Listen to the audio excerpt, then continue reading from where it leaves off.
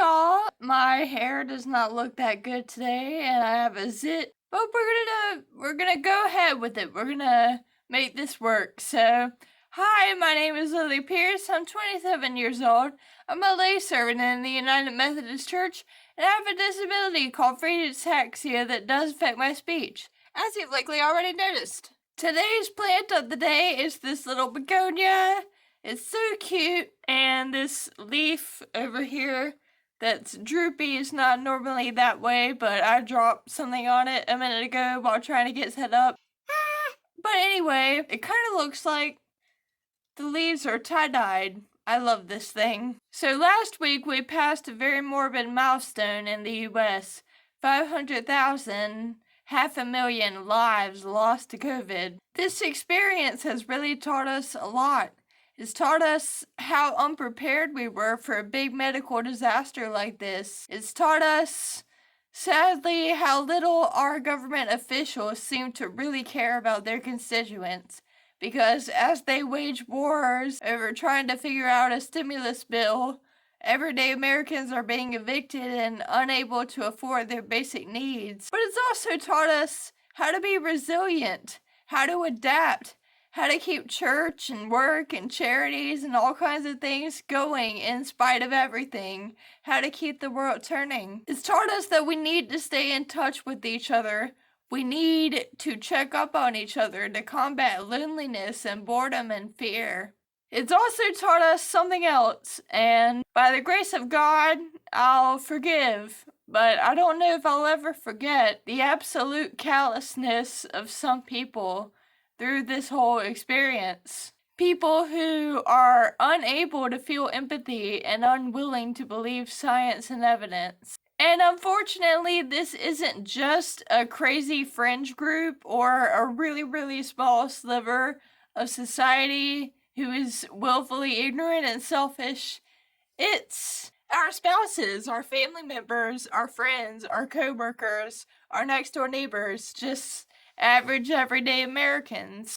In the beginning, I didn't know anyone with COVID, but as time progressed and the pandemic waged on, it started to affect the lives of those around me. There were countless social media posts of people who had loved ones that were contracting the virus or even fighting it in the hospital. And their posts were often terrified and desperate. And some of those friends even lost those loved ones to COVID. Then, several months ago, I lost a distant relative to COVID, and that did make this pandemic much more personal, but it wasn't intimate yet, because it was still a distant relative. So, within the last couple months, a member of my own church family lost her brother to COVID. We have a group text of prayer requests, and it's constantly lighting up more and more with people who are lifting up loved ones who have gotten COVID, who are in the hospital with COVID, even people who are already on the ventilator. Several of the ladies that I work with at the district level of United Methodist Women have lost loved ones also. A couple of the Black women have lost multiple family members to this virus, which is a stark and heart-wrenching reminder of how this is affecting communities of color even more detrimentally. And just the other day on social media, I saw another friend who said that they had had coronavirus 2 months ago, and all of a sudden, chocolate, toothpaste, and coffee had all started to taste like bleach and spoiled food. A reminder that it sticks around in your body, and the effects of it can go longer than just experiencing the virus. Not being able to enjoy a Reese's cup sounds absolutely awful, but the idea of long-term lung damage is an even scarier prospect. I want to share with you that a couple weeks ago, this pandemic became as intimate to me as I hope it ever will be. My fiancé had come over. He started to experience chills and body aches. He had been waking up early a lot for work, and we thought that maybe he was just exhausted.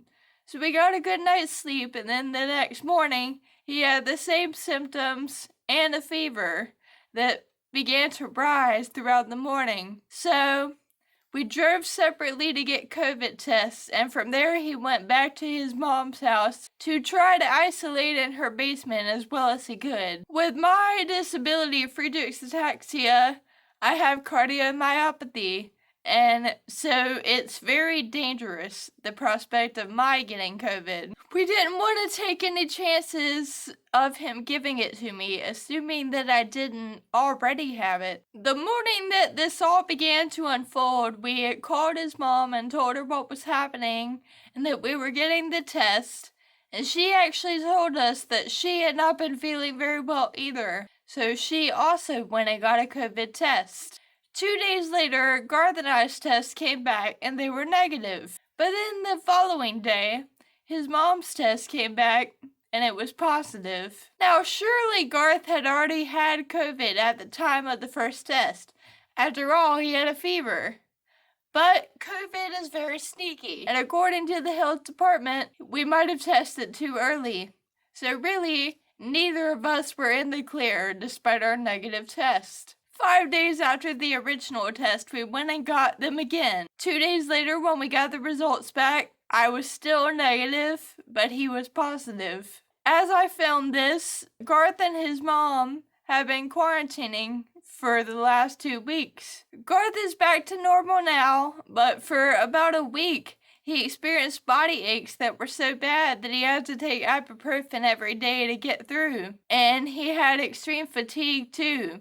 He's not the type who ever takes naps, and he was taking 2 to 3 hour naps throughout his days. He fared decently well, but that is to be expected since he is young, though unfortunately it wasn't guaranteed. As I film this, his mom is bouncing back to normal finally, but for over a week, she had been bedridden. She made the statement that she'd never felt anything so bad for so long. And there were a couple of scary points. There was one day where her blood pressure was low and we thought she might have to go to the emergency room. Then there was a different day where she was talking about calling 911 because she just wasn't getting any better.